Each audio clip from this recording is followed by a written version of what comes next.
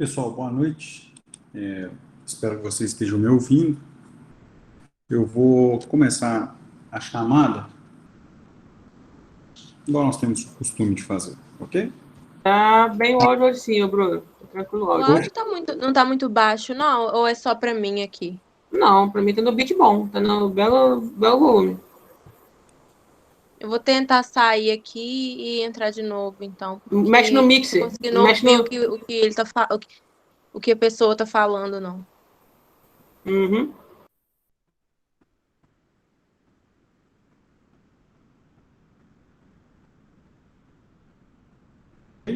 Beleza, pessoal? Pode continuar? Vou continuar aqui. Se tiver mais algum problema, vocês me interrompam, dizendo por favor. Ok? Alanis.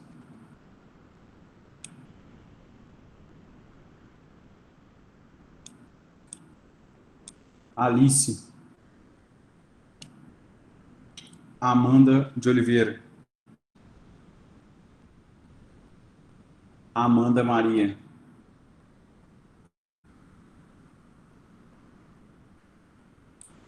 Ana Clara Toledo. Ana Júlia. Camila. Carolina. Carolina Fernandes. Caroline Duarte.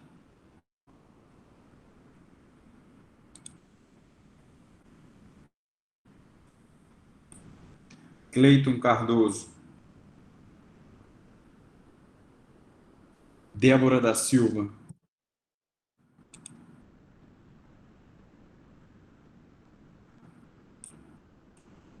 Denise.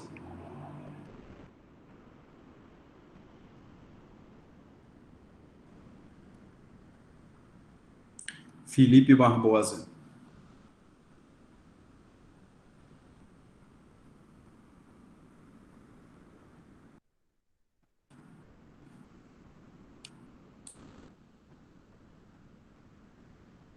Felipe Barbosa. Francine. Glauber. Guilherme Grossi. Jéssica Inácio. João Marcelo. Jordélia. Larice. Laura. Lucas Pules. Manuela Risoli.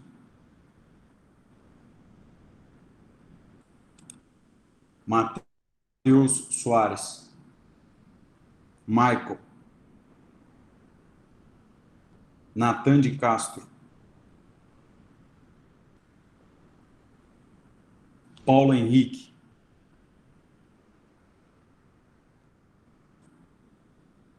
Rodrigo.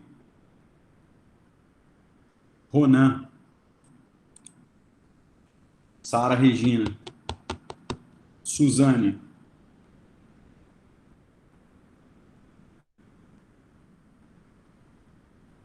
Thaís Reis.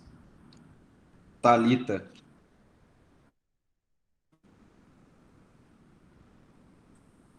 Vanusa.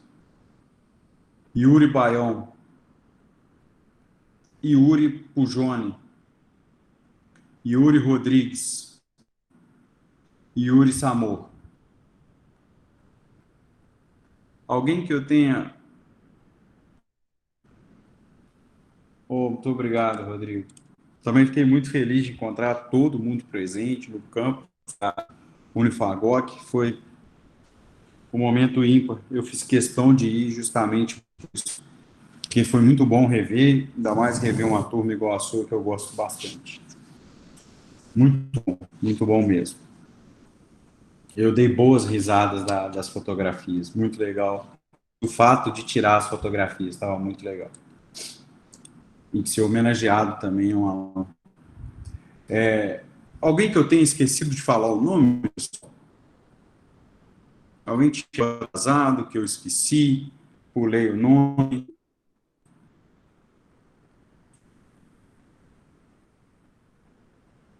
Não? Todo mundo tranquilo? Então tá, joia.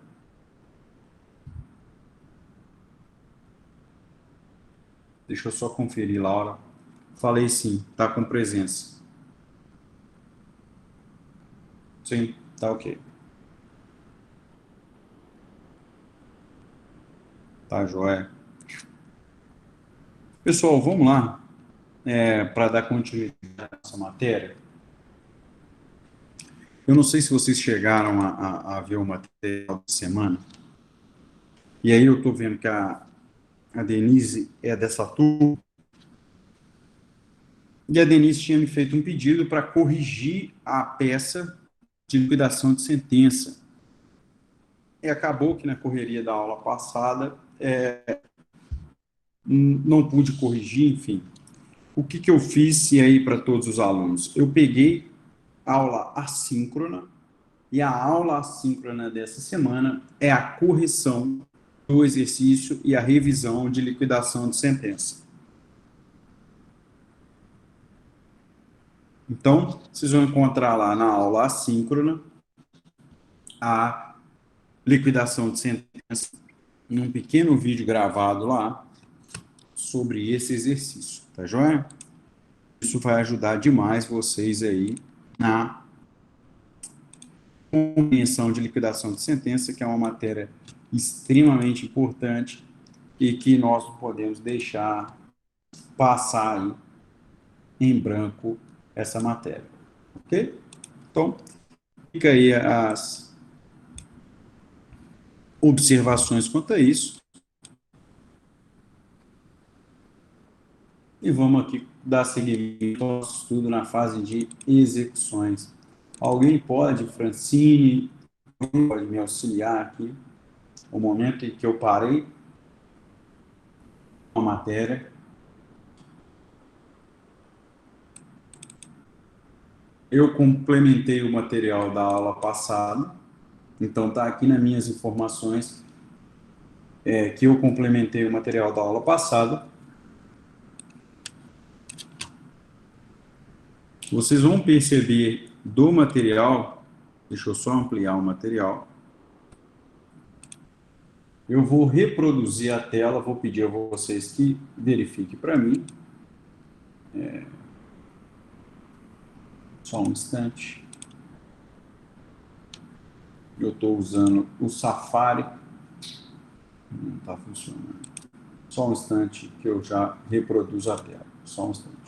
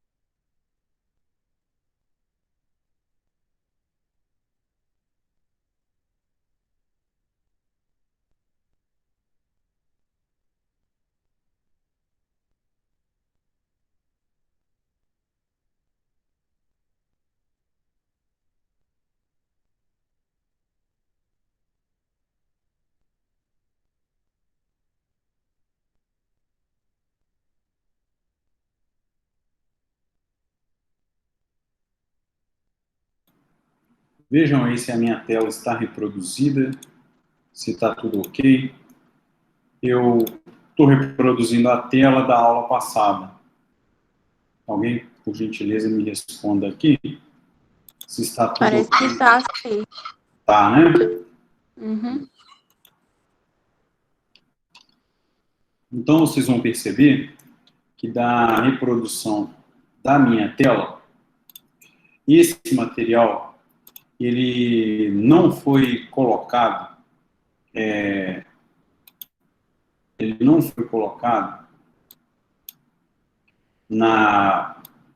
no SIGA em formato PDF. E foi um dos pedidos de diversos alunos aí, disseram para mim, olha, professor, é necessário a gente colocar esse material lá em PDF. E aí, eu coloquei o material como sendo o material dessa aula junto com o material da aula passada. Então, eu vou repassar aqui, e eu estou vendo pela outra tela, que está trocando para vocês aí. Só para a gente relembrar aqui, eu falei sobre cumprimento de sentença e o requerimento inicial do cumprimento de sentença, quando nós estamos diante de uma petição incidental. Coloquei aqui as características: impulso da parte, petição incidental, correção monetária, juros, termo inicial e termo final, lado 523, falando para vocês que era uma petição incidental e não necessariamente teria que preencher os requisitos do 319, ok?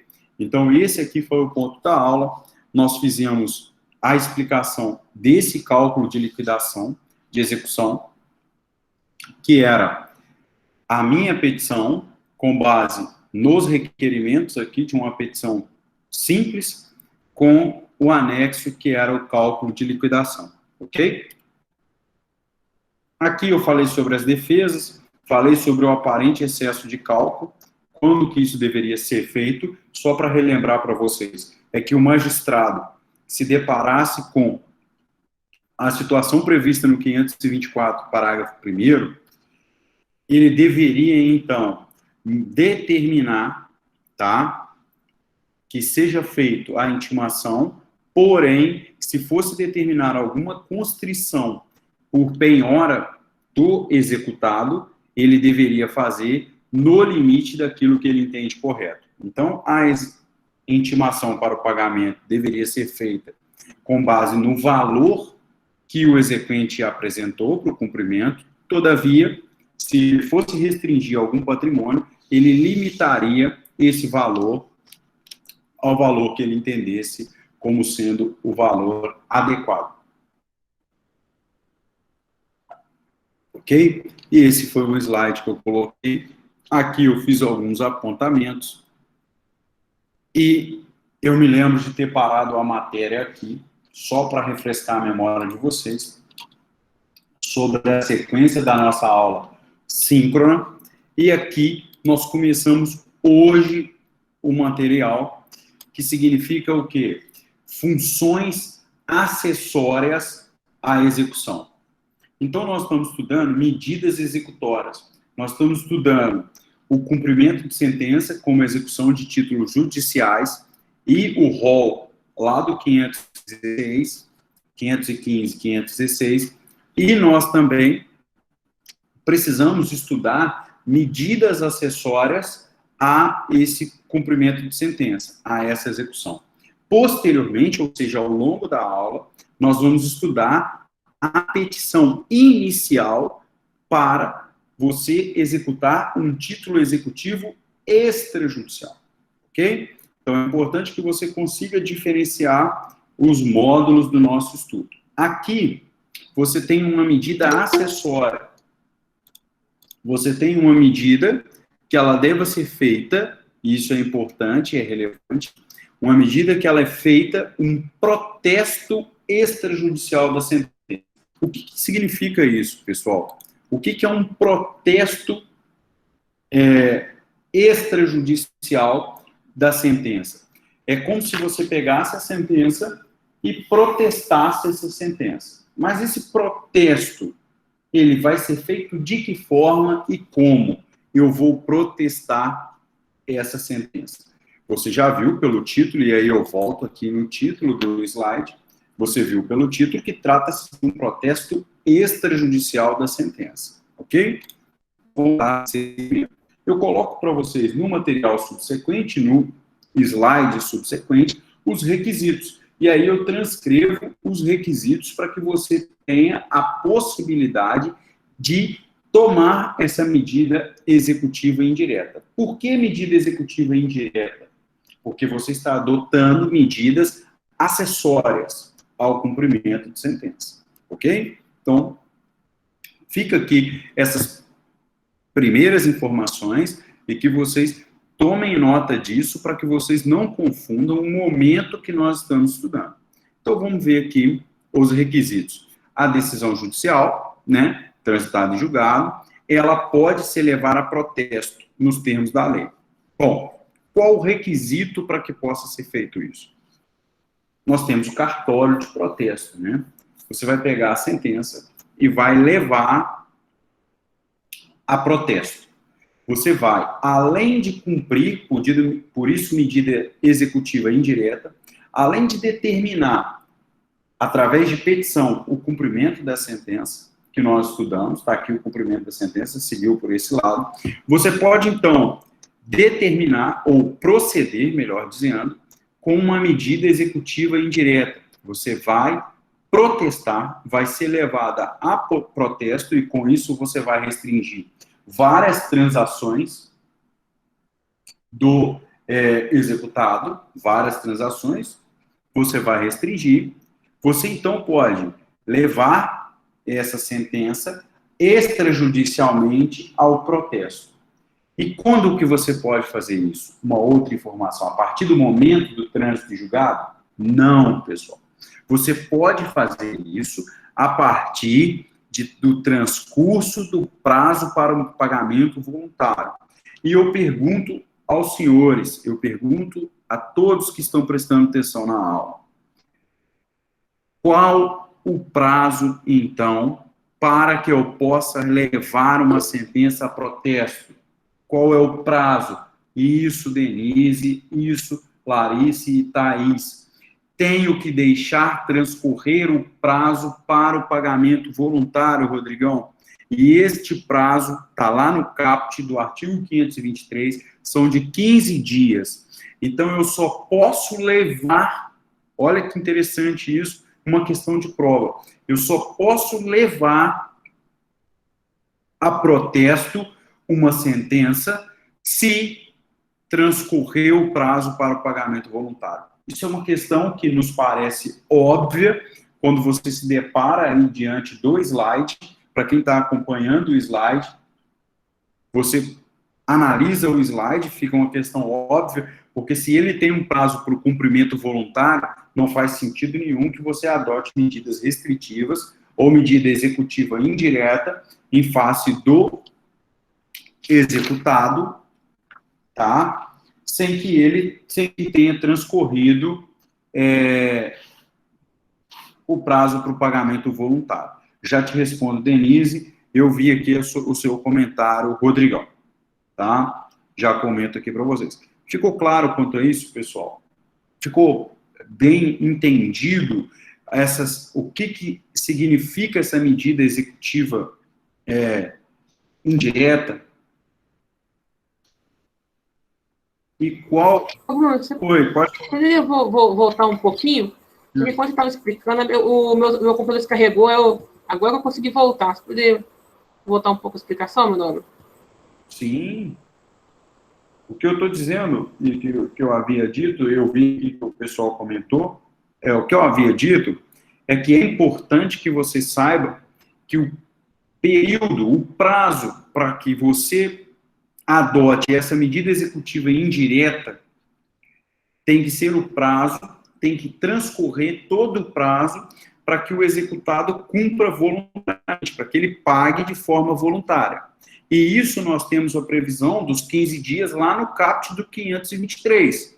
E eu frisei muito isso na aula, porque, pessoal, eu estou dizendo para vocês, Rodrigo e os demais alunos que estão prestando atenção, é muito importante que vocês saibam essa questão do prazo. Porque amanhã ou depois vocês vão estar atuando na função de advogados, magistratura, você precisa ter essa noção, ou fazendo provas, né? Você precisa ter essa noção que nós estamos falando de 15 dias do 523 e depois 15 dias para impugnação. Vejam que você só pode adotar essa medida executiva indireta, essa que nós estamos trabalhando, transcorrido o prazo de 15 dias do 523, que é o prazo para o pagamento voluntário. Então, você precisa ter isso em mente, porque você não pode levar a protesto uma sentença transitada em julgado que ainda possui transcurso de prazo para o pagamento voluntário. Exato, Rodrigo. Assim, se vale algum comentário, né, como advogado, é que muitas das vezes o que a gente faz?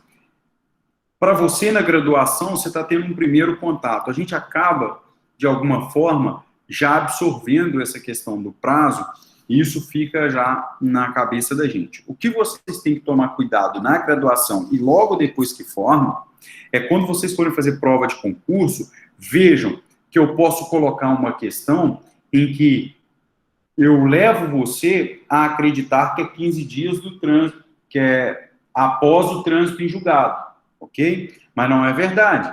É transcorrido o prazo para o pagamento voluntário, tá? Então, não é após o trânsito, é após o transcurso do prazo para o pagamento voluntário. E isso pode gerar uma confusão. Então, o que eu aconselho a vocês é que façam as anotações pertinentes aí, deixando bem frisado que nós devemos adotar como medida executiva indireta após transcorrido o prazo do 523 do pagamento voluntário, ok?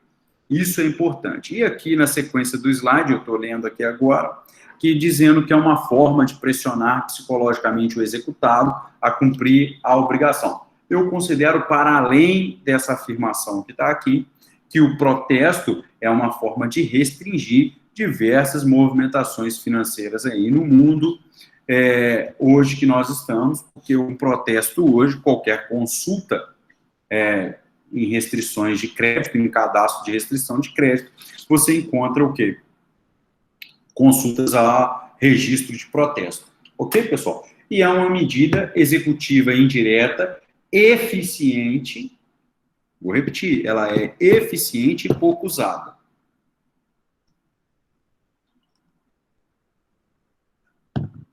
Tudo bem?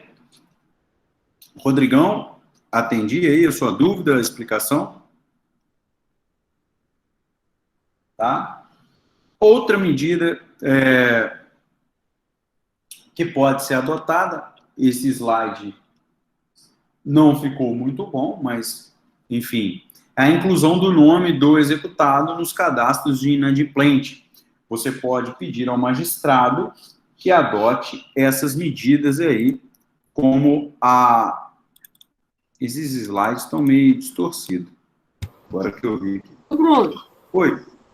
Então, se a pessoa faz o pedido para o juiz que o nome da pessoa contrária que está devendo entre por esse cadastro. Mas se a pessoa paga e o nome dela continua nesse cadastro, como que seria feito?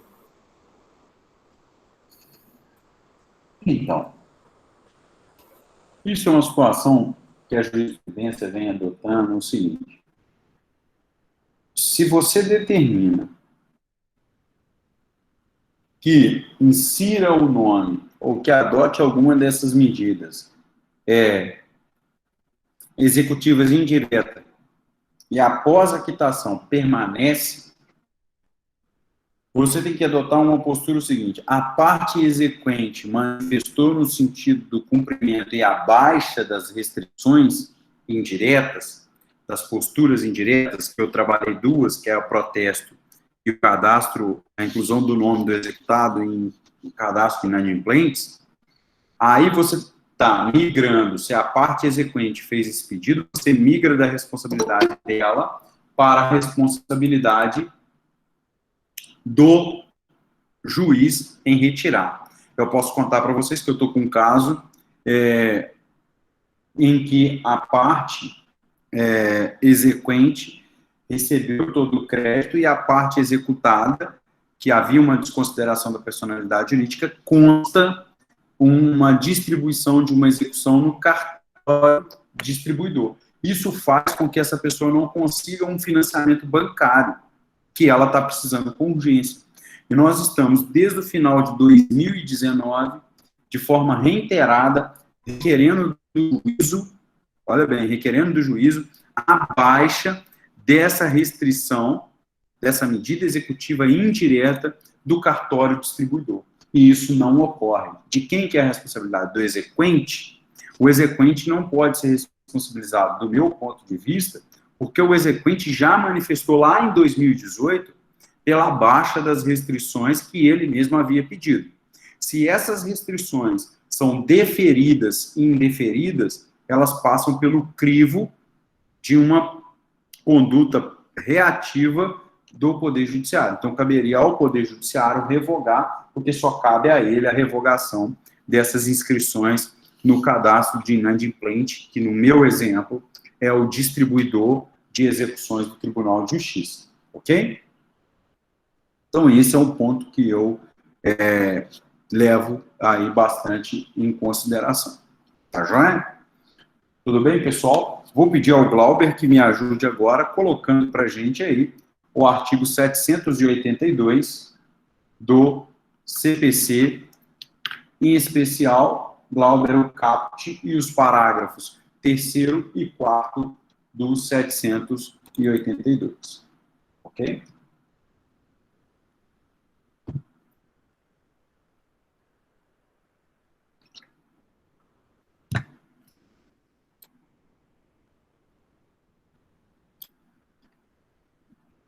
Ótimo. 782.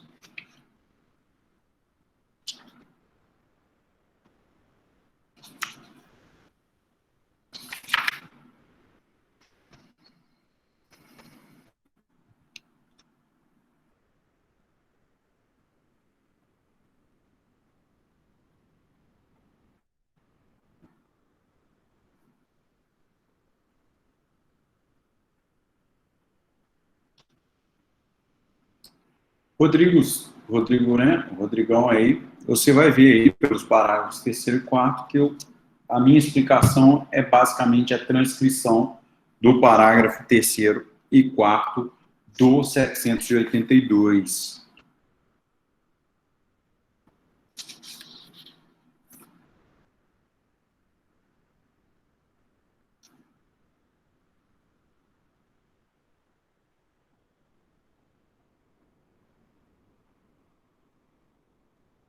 Chegou a localizar aí, Glauber? Para mim não está aparecendo, só apareceu o caput. O 3º e o 4º, parágrafo 3º e 4º, por gentileza. Todos estão com... Isso, perfeito. Tudo bem? Pessoal, desculpa, o meu áudio está travando para todo mundo? Camila me deu um retorno aqui. Ah, só o seu, não, beleza. Não, tá jóia. Thaís, meu... Ah, não, tá jóia. Tá. Se estiver travando aí, vocês me ajudam, porque eu estou usando um fone e a minha internet não tem como ser mais rápida, porque eu estou sozinho no escritório, enfim. Então, vamos lá. Vejam o que diz o parágrafo 3º e o parágrafo 4º do 782, só para a gente encerrar esse ponto das medidas executivas indiretas. Veja, é a requerimento da parte, tá? E, Rodrigão, o parágrafo 4º é exatamente a sua pergunta. A inscrição será cancelada imediatamente se for efetuado o pagamento, se for garantida a execução e se ela for extinta por qualquer motivo. Vejam que da leitura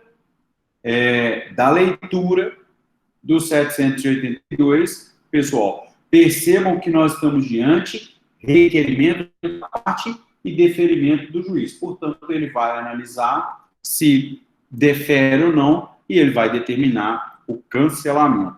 Ok? Se isso caberia, vou dar um exemplo, eu estou falando aqui do meu cliente, que é uma rede enfim, um cliente, e esse cliente poderia processar o Estado, enfim, teria umas discussões quanto a isso por essa omissão. Ok?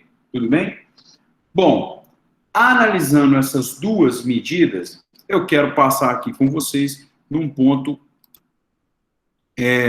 também muito relevante, que é o mandado de penhora e avaliação. Ok? Está aqui o 523. É uma outra medida que o juiz já determina de antemão. Se você já faz estágio, você vai ver modelos desse mandado. O 523, parágrafo 3º, fala de uma outra medida, e agora é uma medida de constrição direta, e você deve relacionar o parágrafo 3º, que está em grifo aí, de vermelho, com o evidente excesso do cálculo da petição incidental do cumprimento de sentença. O que nós estamos falando aqui? Se é que você compreendeu toda a dinâmica. Feita pelo exequente a petição incidental para iniciar a fase do cumprimento de sentença, ela apresenta um cálculo. O juiz, então, ao se deparar com esse cálculo, ele percebe que há um excesso nesse cálculo, ok? Isso eu fiz a revisão. O que vai acontecer? Ele viu um excesso no cálculo, ele determina a intimação, lembra das regras de intimação, menos de um ano, mais de um ano, menos de um ano no advogado cadastrado, mais de um ano pessoal. Então, ele determina para que ele faça o quê? O pagamento em 15 dias de todo o valor. Mas se ele for aplicar o parágrafo 3º, ele determina o quê? Que a penhora seja feita com base no valor que ele, juiz, entende como correto, para que não ocorra excesso nessa penhora. Então, está aqui, eu vou fazer a leitura, não efetuado tempestivamente o pagamento voluntário, 15 dias, está lá no caput, será expedido desde logo o mandado de penhora e avaliação seguindo os atos de expropriação. Ok? Vamos às dúvidas aqui. O que é a penhora e o que é a avaliação? A avaliação, o oficial de justiça ele vai intimar o executado e o juiz determina que ele avalie e penhore tantos bens quanto baste para a garantia da execução, para efetivamente a garantia da execução. E isso ele se sustenta, tá?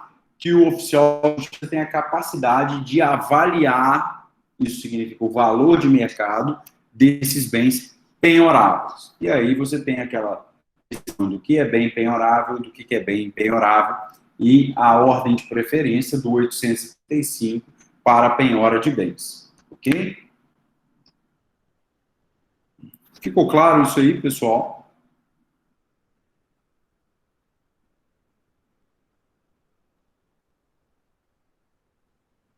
Dúvidas? Eu abro aqui para dúvidas para a gente encerrar essa primeira...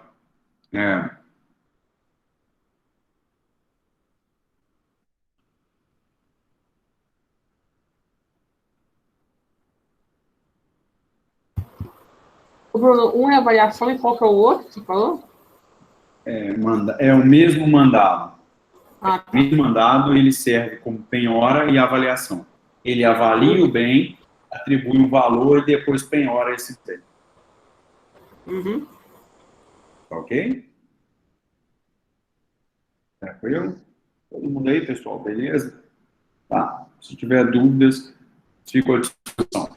Tá? Seguindo aqui, enquanto vocês colocam aí se há eventuais dúvidas, eu fiz uma transcrição, uma citação do livro Daniel, que é o livro que nós trabalhamos, sobre o famoso Bacenjude. Hoje mudou o nome para Cis-Bacen ou Cis-Bacenjude. Houve uma mudança na nomenclatura, porque ele se tornou mais eficiente. Com isso, eu coloco aqui para vocês, muitos de vocês já fazem estágio ou vão fazer estágio, nem sempre o juiz determina o mandado de penhora e avaliação. Por quê? Porque hoje existem ferramentas eletrônicas que permitem que essa penhora sejam penhoras que respeitam a ordem de preferência do 835. Glauber, se você tiver com o CPC aberto, coloque só para relembrar os alunos aqui e para você relembrar qual é a ordem de preferência do 835. Se você perceber, a ordem de preferência para que ocorra a penhora, ela tem relação com liquidez. daquilo que está sendo penhorado.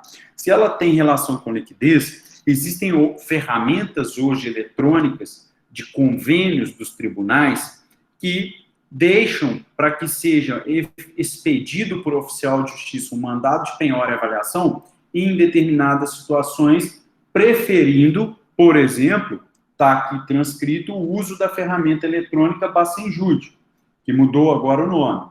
Se você olhar o rol do 835, que está aqui no chat, você vai perceber que a primeira ordem de preferência, aquilo que tem mais liquidez, né, o próprio nome já insere, é dinheiro em espécie ou depósito em aplicação financeira.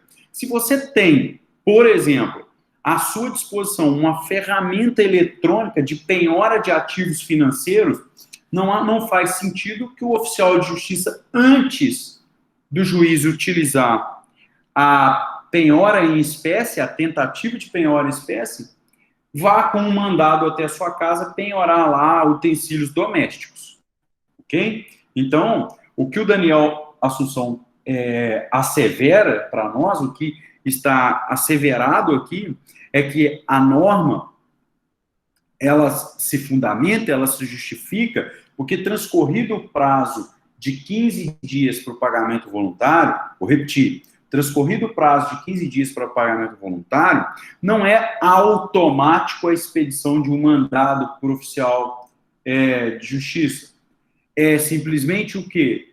Você pode requerer, né? Você pode requerer ao magistrado que ele utilize uma penhora através de ativos financeiros, com base no inciso 1º do 835. Então, o 835 fala em espécie.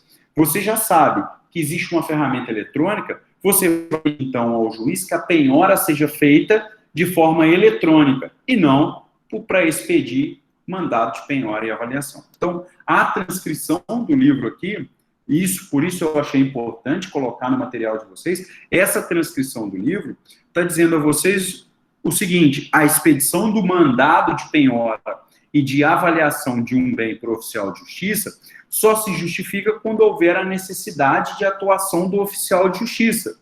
Porque, caso contrário, nós temos duas ferramentas muito conhecidas.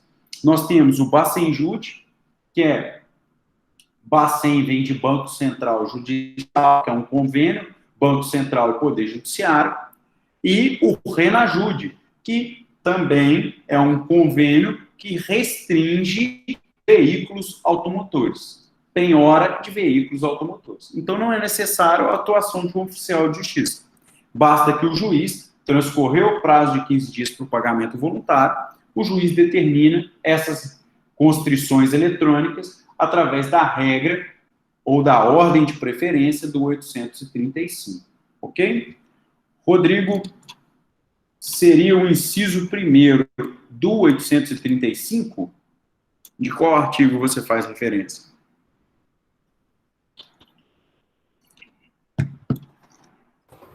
Da ordem de bens que pode ser penhorados, Bruno. Do inciso 1º. O seu leitor deve ter feito um rastreamento telefone. O inciso 1º fala dinheiro em espécie ou depósito em aplicação financeira. Tá? Ele não trata com percentual. Tranquilo? Tranquilo. Tá? Jordélia, eu percebi que a sua conexão estava caindo. Você quer que repete algum ponto? Alguma coisa que ficou sem explicação?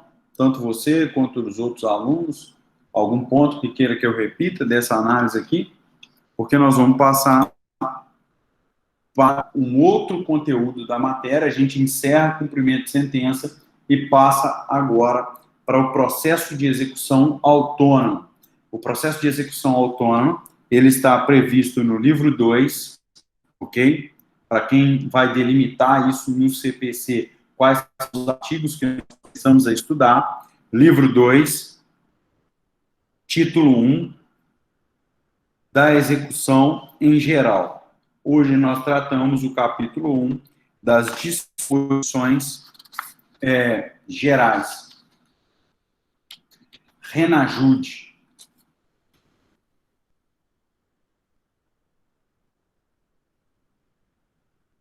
ok?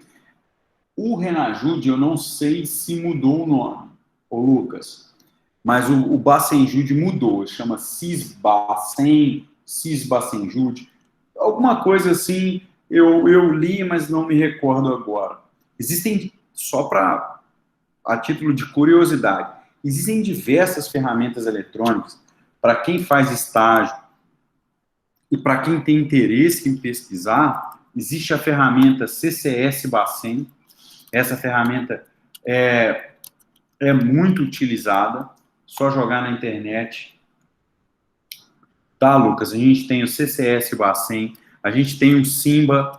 O Simba é uma ferramenta eletrônica muito utilizada em investigações, me parece, de lavagem de dinheiro, lá na área criminal, mas o Simba é uma ferramenta fantástica. CCS é uma ferramenta fantástica, descobre, através do CPF do indivíduo, quais são as instituições bancárias que ele tem conta ou que ele atua como procurador, conta conjunta, tem procuração para atuar. Isso é uma forma de rastrear eventuais ocultação de ativos financeiros.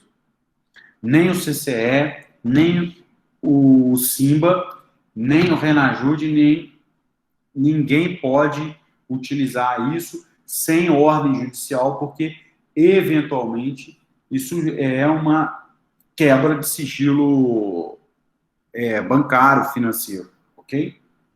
Isso é só o Poder Judiciário. Todas essas ferramentas são convênios que o Poder Judiciário tem com as instituições bancárias e com o Banco Central, que regulamenta todas elas.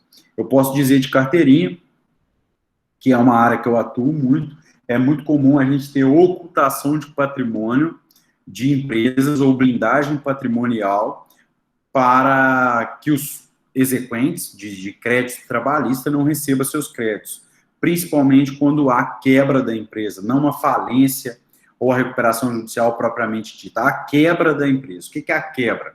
A empresa, de um dia para o outro, parou de funcionar e quebrou. Formalmente, não há uma recuperação judicial ou uma falência. Muitas vezes, há uma ocultação de patrimônio dos executados.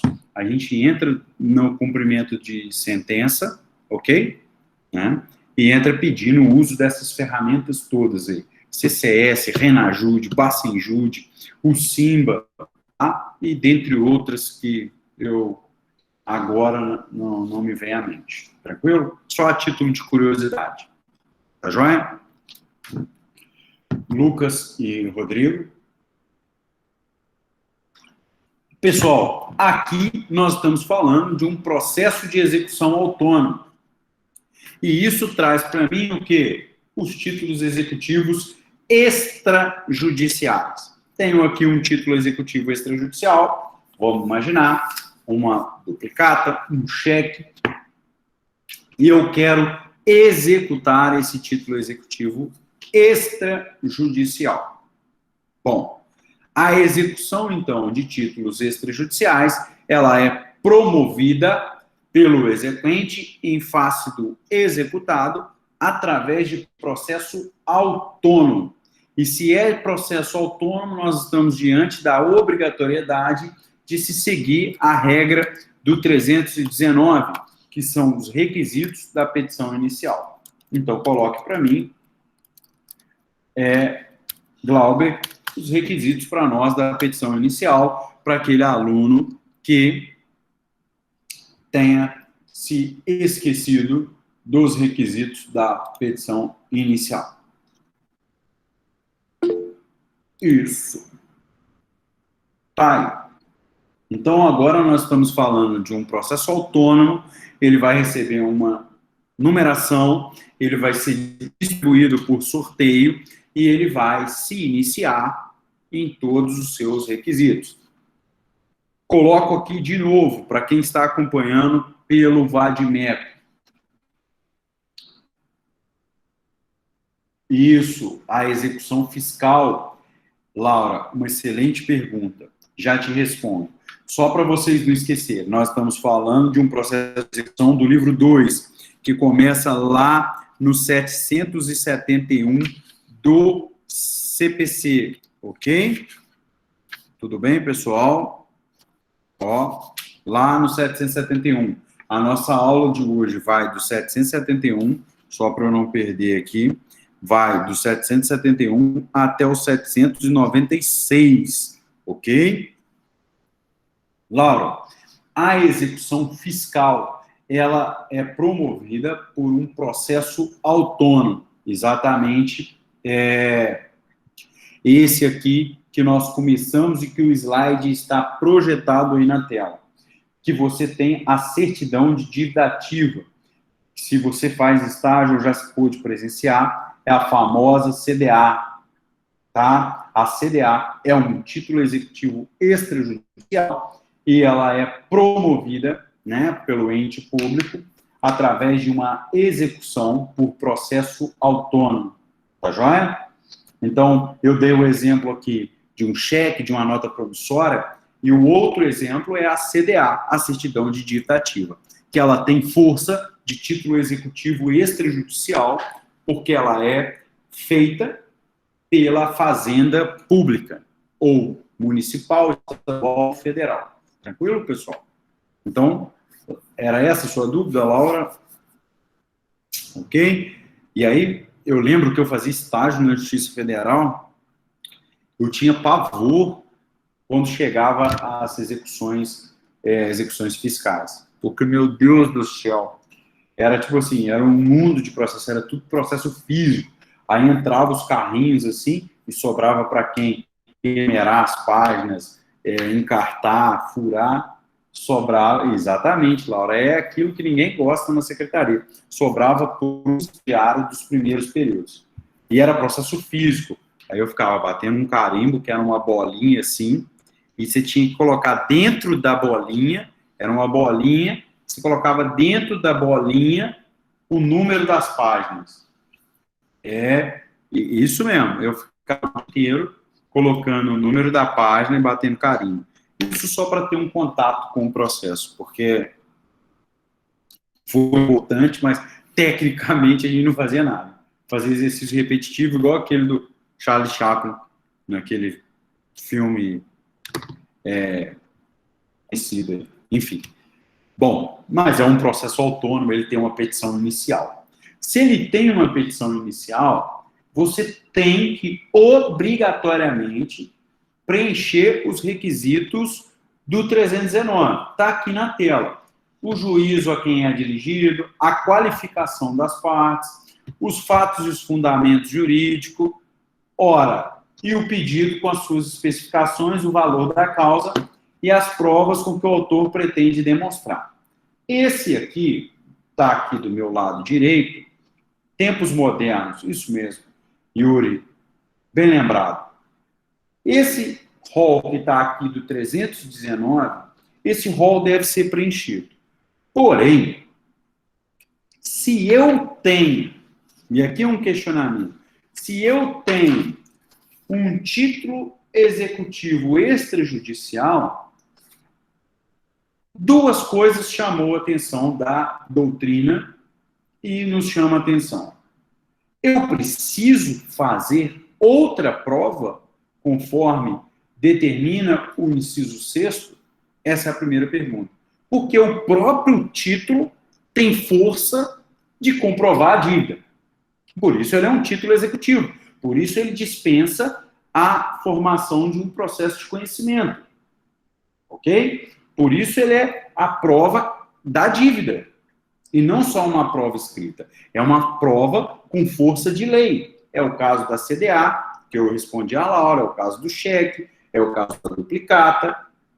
Ok? Então são essas as características. Então eu tenho que delimitar outras provas, conforme o inciso 6º, é a primeira. A segunda, o fato e o fundamento jurídico, que juntos consiste na causa de pedir, eu tenho que falar qual o fato, porque o próprio título já é o fato da dívida. Ok? Eu tenho, então, que fazer como essa petição inicial? São essas duas perguntas, são esses dois questionamentos que fica aqui para vocês. Tá? Alguém quer sugerir como que isso deva ser feito, da leitura do slide? Então, leia um slide e coloque para mim aqui. Responda para mim essas duas perguntas.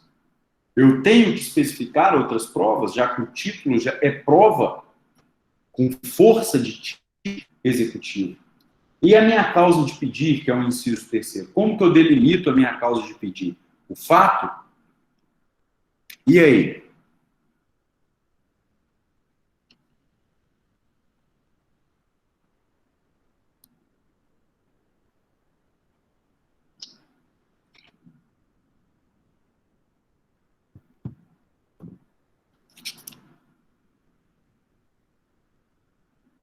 Senhores, alguém abriu o áudio?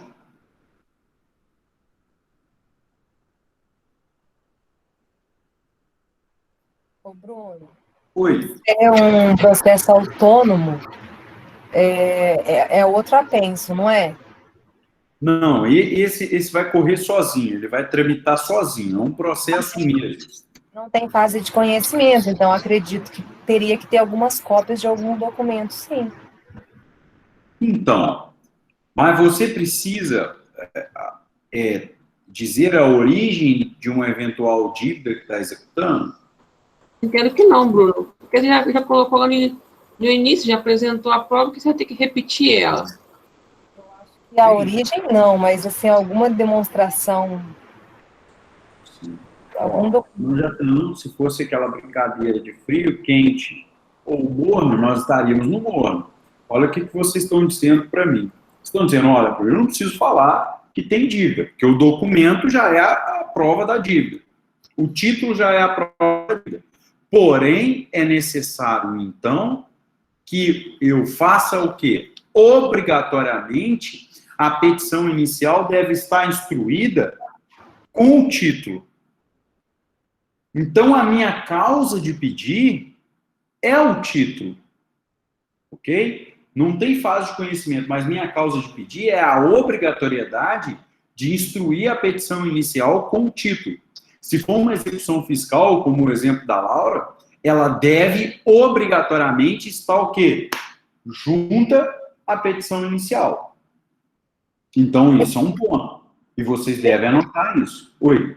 Bruno, mesmo estando em processo de execução, esse título ele pode ser contestado por algum contra o executado, por Sim. passa por... Isso, nas matérias defensivas, você pode alegar que esse título, ele não é um título executivo e, portanto, não é cabível uma execução, e sim uma ação de conhecimento, ou você pode alegar alguma nulidade. Nós vamos estudar isso um pouco à frente nos embargos à execução. Okay? Então, o título executivo é obrigatório apresentar. Isso que eu quero que vocês anotem, que todos vocês cheguem a essa conclusão. A causa de pedir, tá? Ela se fundamenta, primeiro, obrigatoriamente, o título executivo tem que estar na inicial. Eu não posso, por exemplo, distribuir uma execução fiscal sem a CDA, porque é o título, ela tem que estar lá, ok? Eu não posso executar um cheque, entrar com inicial de execução de um cheque, sem que o cheque esteja lá. Quem faz estágio sabe que o cheque vai ser depositado em secretaria, ou o procurador assina termo de que o cheque existe, que é verídico, e etc, etc. Por quê? Obrigatoriamente, tem que ter na petição inicial o título. O título tem que instruir a petição inicial. Primeiro. E ele é a única prova, né, Bruno, praticamente, da dívida. Exatamente. Isso já nos... essencial. Isso já nos remete ao quê? A uma questão de prova. E de prova indispensável à propositura da ação. Então, o título executivo, ele é prova indispensável à propositura da ação, segunda informação. E ele deve obrigatoriamente instruir a petição inicial, primeira informação. Então, eu tenho essas duas informações. A terceira informação é que, para que eu execute alguém, eu tenho que alegar e comprovar inadimplência. Eu não posso executar alguém de algo que não foi inadimplido. Eu não posso executar alguém por um cheque que não voltou sem fundo. Por exemplo, eu não posso executar alguém, o fisco não pode executar alguém que o tributo ainda não venceu. Ok? Então, ó, petição inicial, isso é extremamente relevante. É importante que vocês anotem isso. Petição inicial, requisitos do 319, causa de pedir, tem que obrigatoriamente o título instruir a petição inicial, tem que ter a inadimplência, ok? E você deve demonstrar, no lapso temporal, o valor líquido da execução. Ou seja, o tempo da inadimplência deve estar o quê? Liquidado, com juros e correção monetária. Ok? Então, vejam, Laura e demais alunos, se você se deparar com uma execução fiscal, você vai perceber que, apesar da petição inicial ser simples, ela preenche os requisitos do 319, ela obrigatoriamente tem anexada a ela a CDA, que é o título executivo da execução fiscal, isso, mas você vai ver que ela preenche os 319 lá. Você vai ver que ela tem, ó, só para a gente esclarecer, ela tem o juízo, ela tem as qualificações, ela tem o fato e o fundamento jurídico, que é simples, normalmente é um print da tela da CDA e os prazos que está vencido, tem um pedido e tem o valor da causa, ok? Apesar de ser uma petição bem simples, ela tem preenchido os requisitos do 319 e ela tem essas características que eu disse. Ela tem instruída obrigatoriamente do título, ela tem a alegação de inadimplência e ela tem a liquidação com juros e correção monetária, ok? Então é relevante que vocês tenham isso em mente, ok? É relevante que vocês tenham isso em mente, tá joia? Principalmente, vocês vão ver aqui, ó, tá aqui no slide para vocês acompanhar isso de forma bem específica, ok? E aqui eu quero fazer uma observação, deixa eu só... Eu tinha anotado aqui. Bom, artigo 783, Glauber. A execução para cobrança de crédito fundar-se-á sempre em título de obrigação certa, líquida e exigível. 783 e 784 e 785, que eu quero que vocês coloquem, que ele coloque esses artigos. Enquanto ele coloca esses artigos, eu vou pedir a vocês que olhem e passem os olhos nesses 3 artigos, porque esses 3 artigos é o pilar do nosso estudo aqui nesse momento.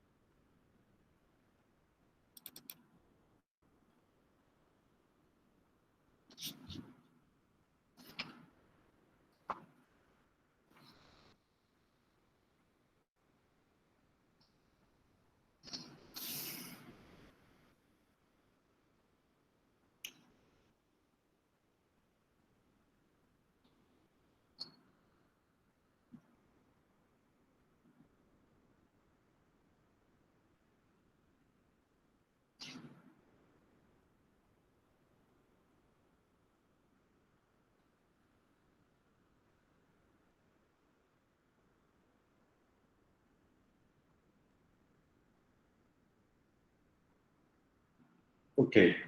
Obrigado, Glauber. Pessoal, eu falei do 783 e aqui eu quero chamar a atenção que deve estar liquidado. É um requisito da petição inicial lá. Você deve liquidar o seu título, porque ele é inadimplente no tempo. O que é a inadimplência? A mora. Ele fez o quê? Ao longo de um tempo ele não cumpriu essa obrigação. Então ele deve cumprir essa obrigação ao longo do tempo e você deve liquidar. A liquidação é semelhante ao que nós fizemos no cumprimento de sentença, mas aqui ela deve acompanhar a petição inicial. O 784, pessoal, é para consulta. São títulos executivos extrajudiciais. Estão aí, ó, todos eles. Esse rol aí, ele despencava em prova de concurso, que são os títulos executivos extrajudiciais, que podem ser executados por processo autônomo. E aí, só para fazer uma menção, Laura, olha o inciso 9º, tá? Que é o exemplo que nós trabalhamos aqui na aula. Os outros aí estão muito claros: letra de câmbio, nota promissória, duplicata, debênture, o cheque está no inciso 1º, os mais comuns, tá joia? Documento, que é o contrato assinado pelo devedor e por duas testemunhas, como, por exemplo, o contrato de honorários advocatícios, tá? É um título executivo extrajudicial. Contrato de seguro de vida. Tem aqui todo o rol do que são os títulos executivos extrajudiciais e tá muito interessante.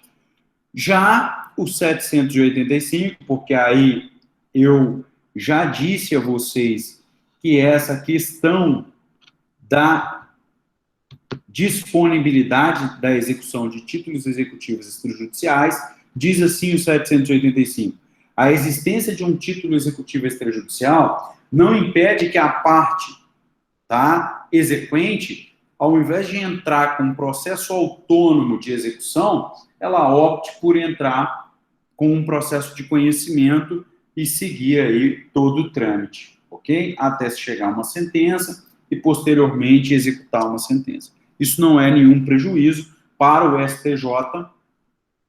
O fato da parte optar por entrar com ação de conhecimento, ao invés de entrar com processo autônomo de execução de título executivo extrajudicial, não gera nenhum impacto para o executado, porque o processo de conhecimento ele tem a possibilidade maior ou maiores possibilidades de defesa, e é um processo que automaticamente ele terá um tempo de tramitação muito maior do que um processo de execução autônomo. Portanto, se não gera prejuízo ao executado, pode o exequente, ao invés de entrar com esse processo autônomo, optar por uma ação de conhecimento.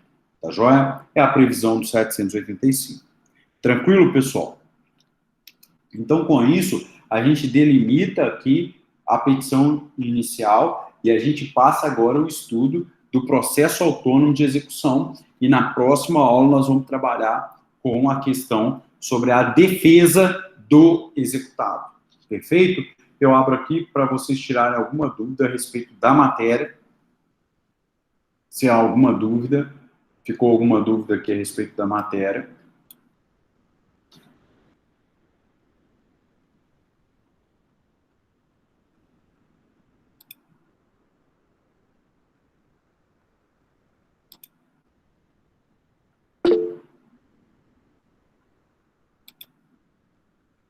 Tranquilo?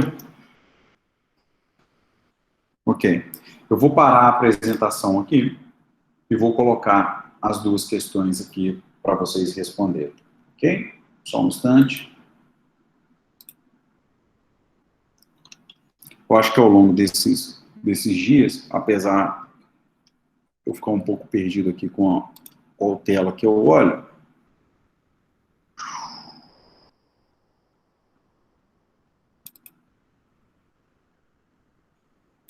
deixa eu só abrir o arquivo aqui com as duas questões.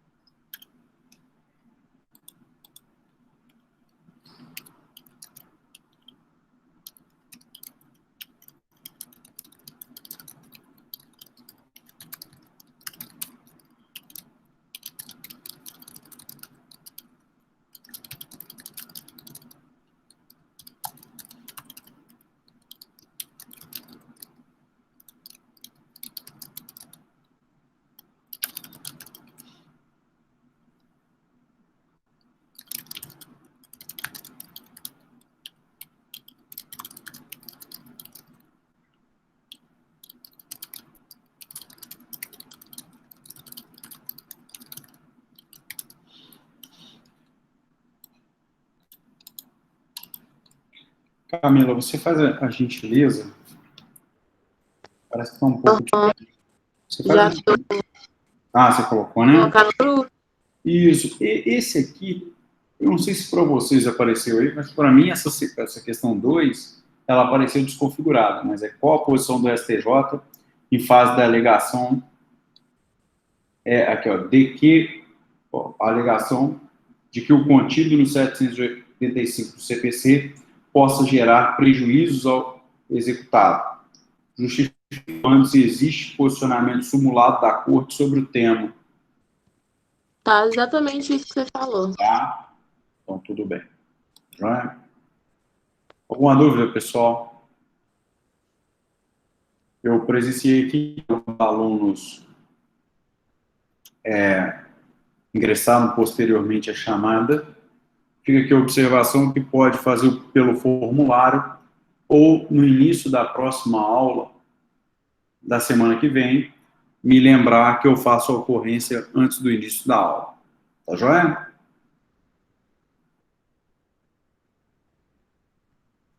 Eu agradeço aí a participação de todos. Boa noite aí.